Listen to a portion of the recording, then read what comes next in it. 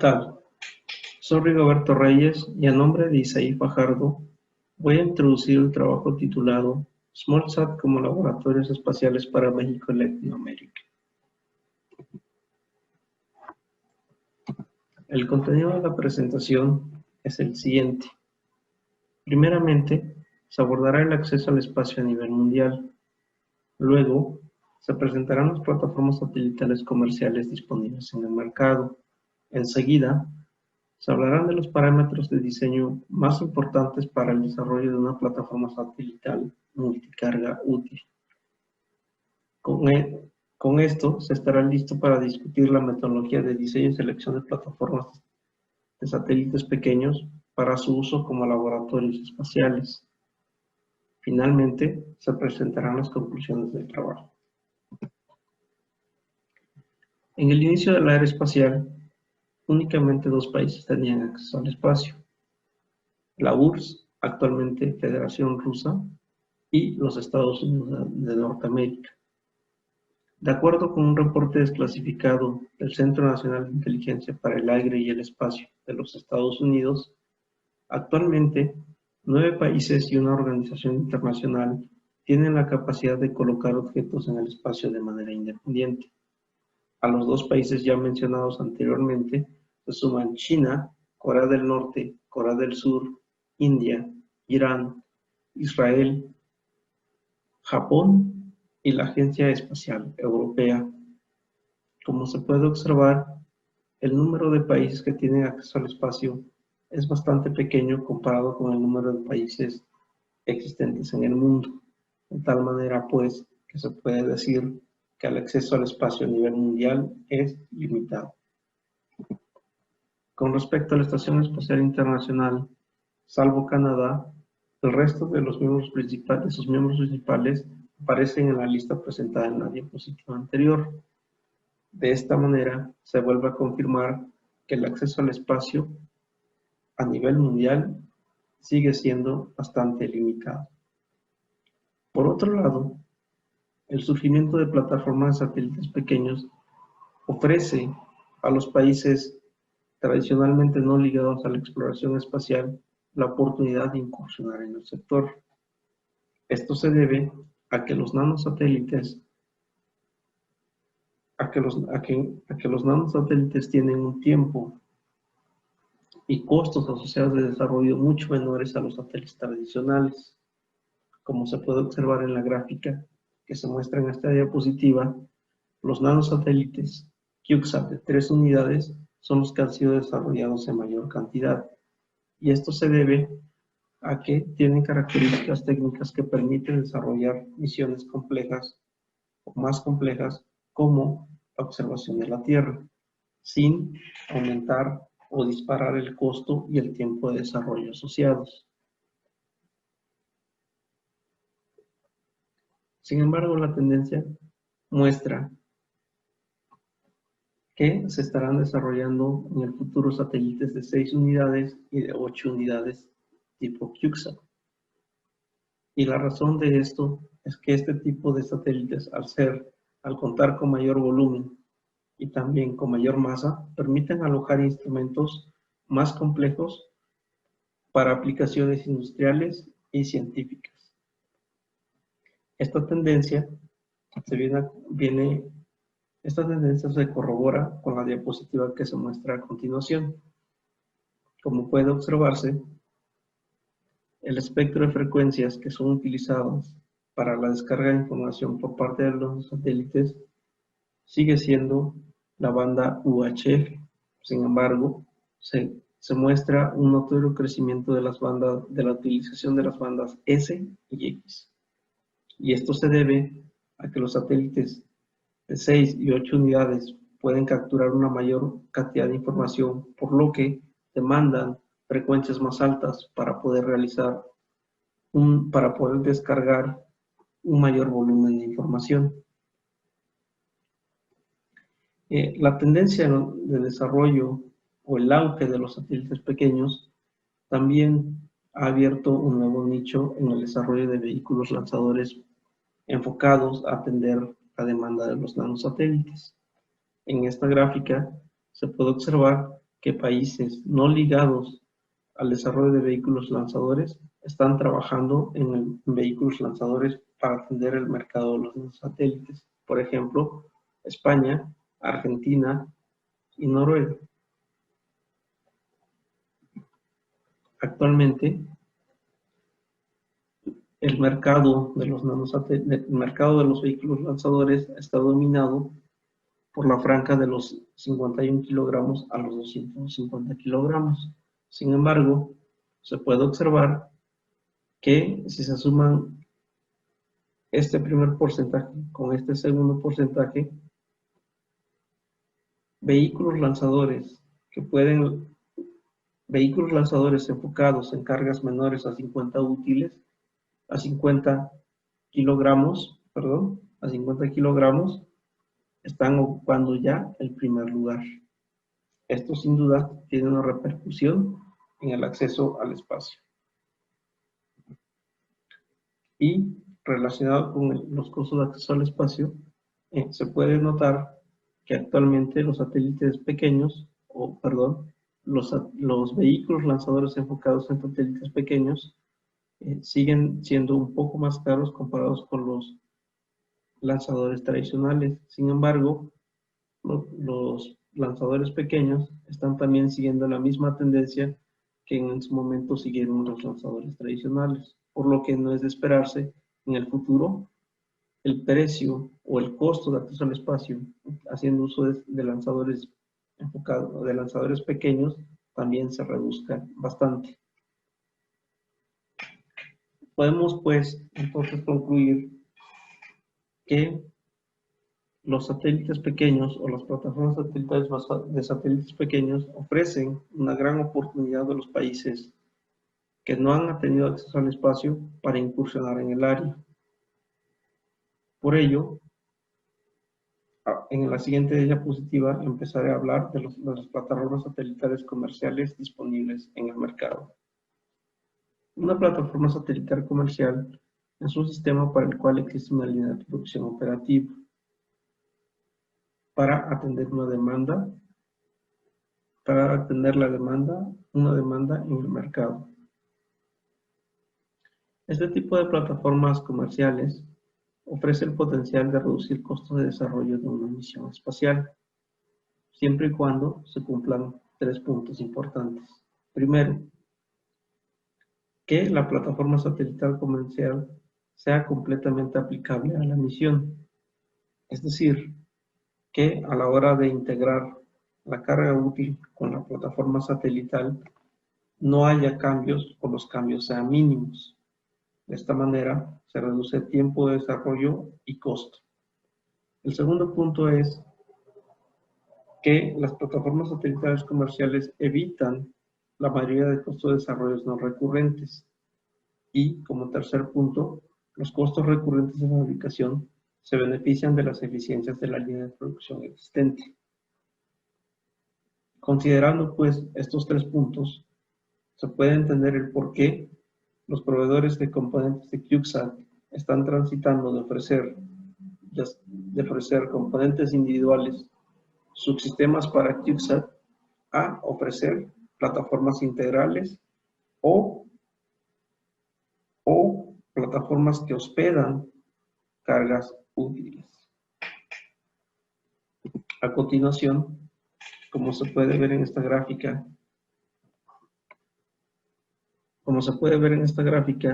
el número de plataformas que pueden alojar cargas útiles está en crecimiento, si bien todavía el mayor mercado está en el desarrollo de sistemas CubeSat.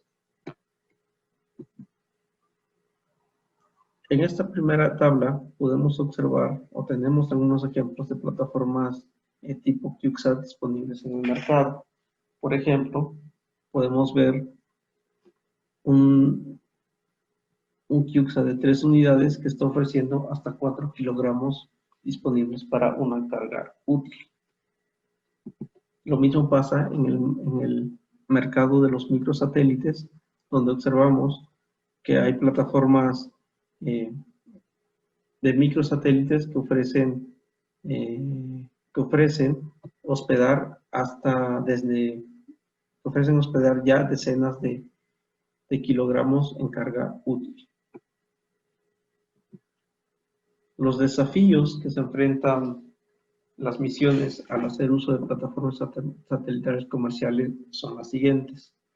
La primera es la comunicación entre el cliente y el proveedor, ya que esto impactará en la integración del sistema, es decir, la integración de la carga útil con el bus. Si hay una buena comunicación, esta integración se hará de manera simple.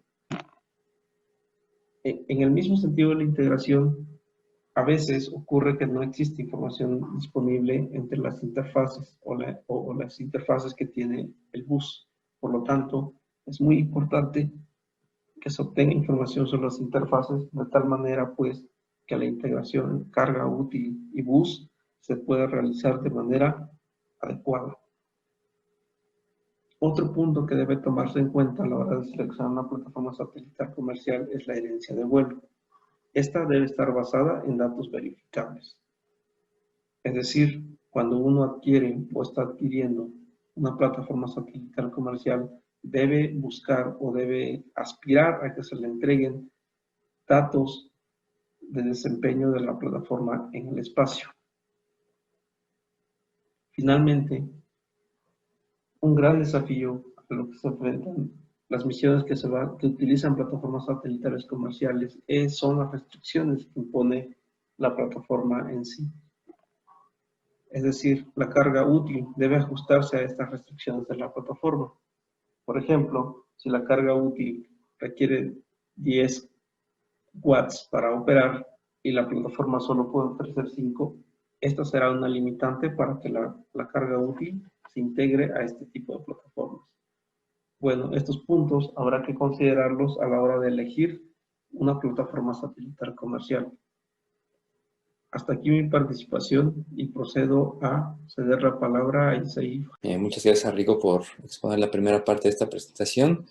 Y bueno, continuaré hablando de lo que son las plataformas satelitales desarrolladas y en particular de la estandarización de las mismas, dado que, como ya se ha mostrado, hay un gran auge en cuanto a las plataformas de tipo CubeSat, y esto ha permitido que se comiencen a desarrollar estándares que son incluso muy necesarios para su incorporación.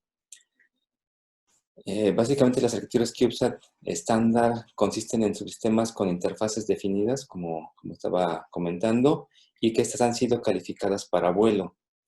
Ahora bien, entre los principales parámetros que controlan el diseño de estas plataformas es básicamente iniciando con lo que es la carga útil y yendo uno a cada uno de los subsistemas de acuerdo a las condiciones de la misión. Asimismo, tenemos desafíos en capacidades y su impacto en los parámetros o condiciones de diseño, principalmente asociados a lo que es la geometría, que nos va a impactar en cuanto a volumen y a las interfaces mecánicas, y desde luego también la masa, lo cual va a afectar las capacidades de la carga útil de la cual se va a poder disponer. También es importante mencionar el ambiente satelital, es decir, las condiciones dentro del satélite que propiamente implican en las variables de diseño, y algunas de ellas pueden referirse a contaminación, a lo que es la incompatibilidad con sistemas electromagnéticos y también al grado de limpieza magnética que puede requerir la carga útil. También tenemos lo que son las interfaces con el vehículo lanzador, es decir, el deployer o el sistema de despliegue a través del cual el satélite va a ser inyectado a su órbita. Y también tenemos lo que es la confiabilidad a nivel componente, esto en cuanto a la mitigación y la limitación de riesgo en la elección de partes y componentes electromecánicas, electrónicos y eléctricos, y también pasando por diferentes capas, como puede ser el tipo de soldadura, el encapsulado y la susceptibilidad de radiación de este tipo de componentes. También tenemos o se tiende a disminuir lo que es la plataforma y también el consumo de energía de la misma, con tal de maximizar las condiciones que podemos ofrecer a nuestras cargas útiles.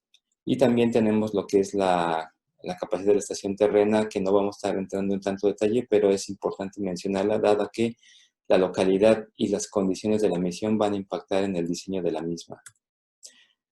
Como comparativo podemos observar la distribución de masa en cuanto a diferentes satélites pequeños en rangos considerados por muchas misiones. Están aquellos que van de 1 a 10 kilos y los que superan este rango de masa. Y básicamente podemos observar que tienen similitudes, si bien conforme comenzamos a aumentar la masa, las capacidades de alojamiento y de servicios para las cargas útiles se vuelven mayores.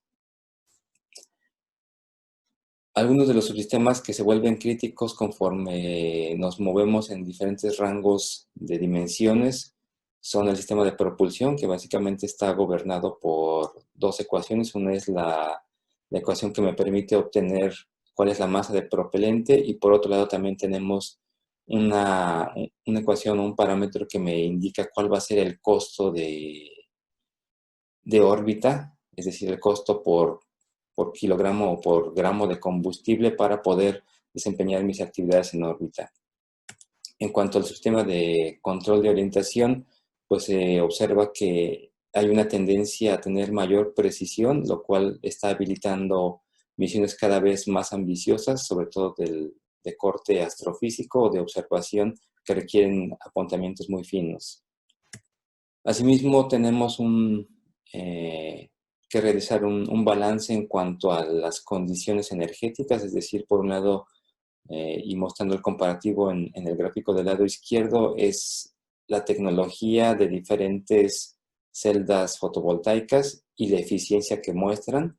Y por otro lado tenemos la manera en la cual vamos a estar almacenando esa energía que estamos captando, y también un parámetro importante que nos va a permitir definir este equipo es la densidad energética de cada una de las celdas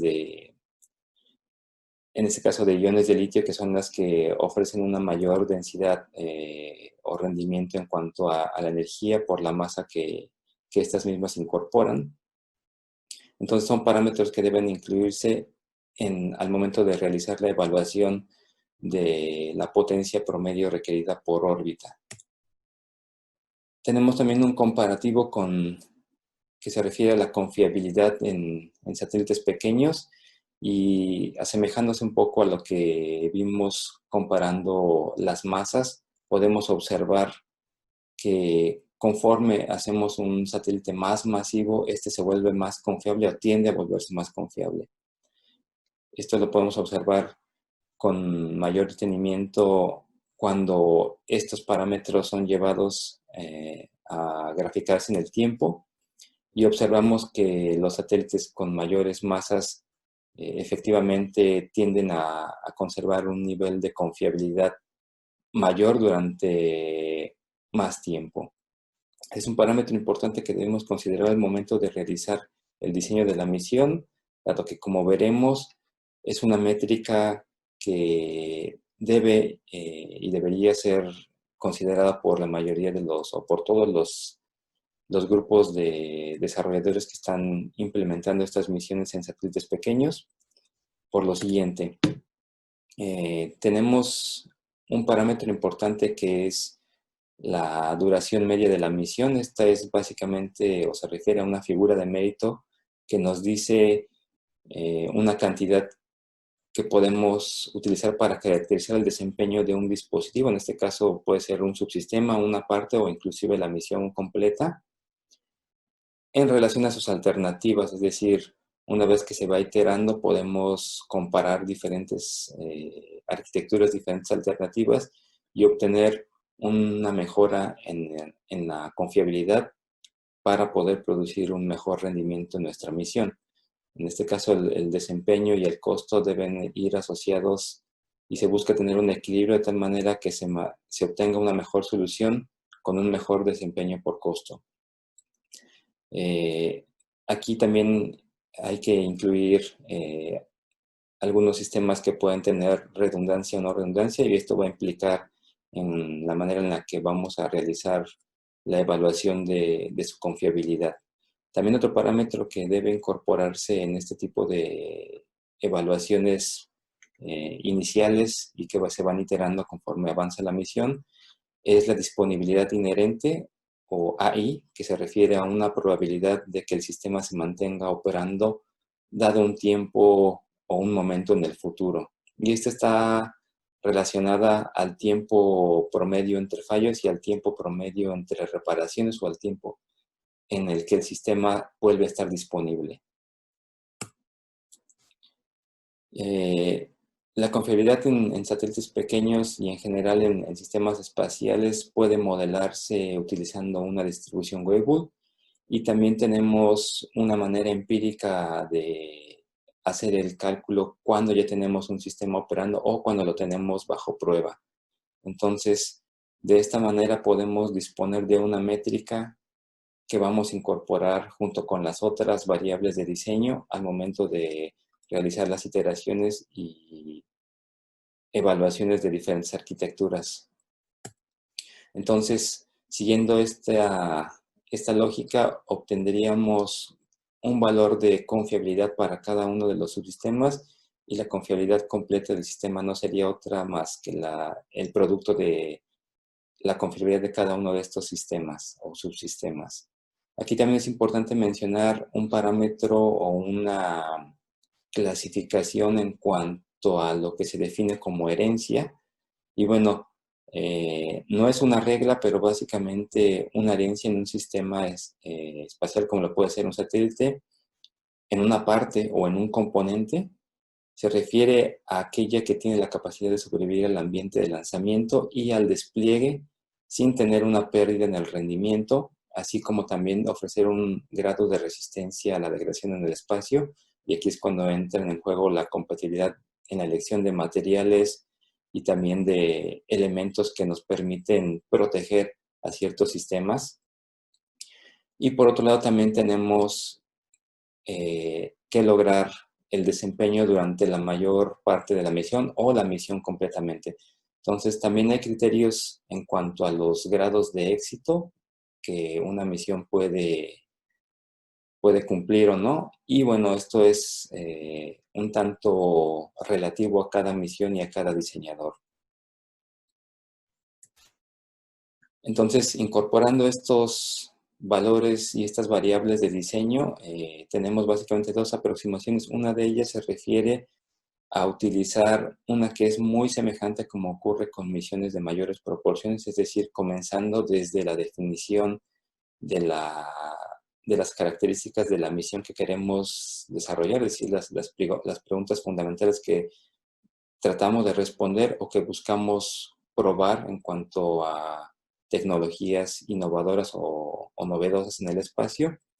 Y de ahí pasamos a la elaboración de requisitos y a una evaluación en donde se incorporan los parámetros físicos que muchas veces o en la mayoría de los casos nos delimitan en cuanto a la manera en la que podemos resolver o implementar una arquitectura, y por otro lado la tecnología disponible o la tecnología que vamos a tener que crear o desarrollar para poder llevar a cabo la misión que pretendemos.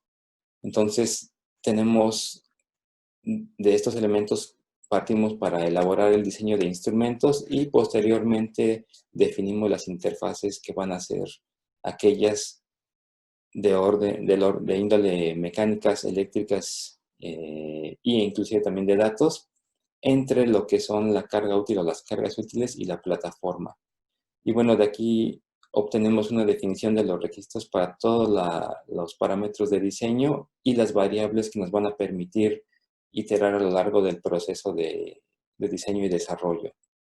En el caso de plataformas comerciales o elección de componentes o partes, es básicamente una estructura muy similar, solamente que la introducción de parámetros por parte de la plataforma o del componente que estamos seleccionando va a limitar o va a predisponer ciertos valores en cuanto al diseño del instrumento. También es importante considerar la elección de órbita porque, como mencioné al comienzo de la exposición, pues esto nos va a limitar en cuanto a las características que vamos a requerir para la arquitectura que vamos a estar implementando. La mayoría de los satélites pequeños utilizan órbitas como son la solar síncrona o una órbita LEO inclinada comúnmente a una inclinación muy parecida a la de la Estación Espacial Internacional, y esto básicamente por la limitante de los vehículos lanzadores que se utilizan al momento de poner estos satélites en órbita. Sin embargo, no son las únicas órbitas y cada vez hay una tendencia a utilizar arquitecturas de satélites pequeños en órbitas que pueden ir, por ejemplo, a órbitas geosíncronas de transferencia, o pueden ir inclusive a órbitas elípticas o muy elípticas que cruzan los cinturones de radiación y que por índole van a exponer a los componentes del satélite a un mayor estrés. Para finalizar, quisiéramos mencionar que los satélites pequeños pues, han permitido una diversificación en el acceso para países sin capacidad, y esto trae consigo la independencia y la consolidación de capacidades propias en cuanto al desarrollo de experimentos en el espacio. Por otro lado, como vimos, la elección de la plataforma juega un papel muy importante, porque el desarrollar una misión y el grado de experiencia que tenemos para la misma va a ser crítico al momento de elegir, ya sea el completamente desarrollar la misión y la plataforma, o incorporar algunos elementos comerciales e inclusive elegir una plataforma completamente desarrollada. Y finalmente, un parámetro muy importante que entra en juego en las variables de diseño es el que se refiere a los parámetros de confiabilidad. Como mencionamos, estos son solamente algunos, pero hay muchos más, y cuando se entra en los detalles de la misión, se deben ir incorporando y modelando de acuerdo a las características de la lógica, en este caso de la física y la lógica de la falla, que básicamente es lo que va a limitar la confiabilidad de un sistema espacial. De nuestra parte es todo, y agradeceremos las preguntas que tengan al respecto. Muchas gracias.